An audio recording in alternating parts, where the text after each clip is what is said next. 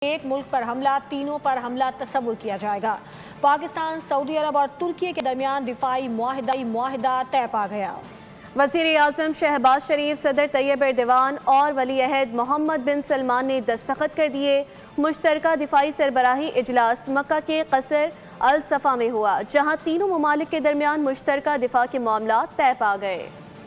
تصور ہوگا سعودی عرب، ترکی اور پاکستان کے درمیان مکہ مکرمہ میں مشترکہ دفاعی سربراہی اجلاس مکہ کے قصر الصفا میں ہوا، جس میں سعودی عرب کی جانب سے ولی عہد محمد بن سلمان، ترکی کی جانب سے صدر طیب ایردوان اور پاکستان کی جانب سے وزیر اعظم شہباز شریف شریک ہوئے۔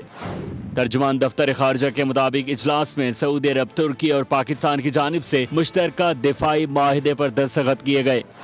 معاہدے کو مکہ مشترکہ دفاعی معاہدے کا نام دیا گیا۔ سعودی ولی عہد محمد بن سلمان، وزیر اعظم شہباز شریف اور ترک صدر رجب طیب ایردوان نے دفاعی معاہدے پر دستخط کیے۔ دفتر خارجہ کے مطابق معاہدے کے تحت تینوں ممالک میں سے کسی ایک پر حملہ، تینوں پر حملہ تصور ہوگا۔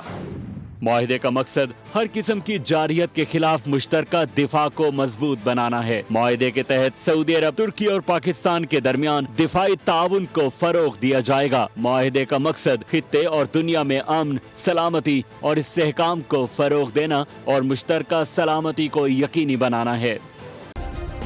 سبسکرائب کریں اور بیل دبائیں تاکہ کوئی خبر رہ نہ جائے۔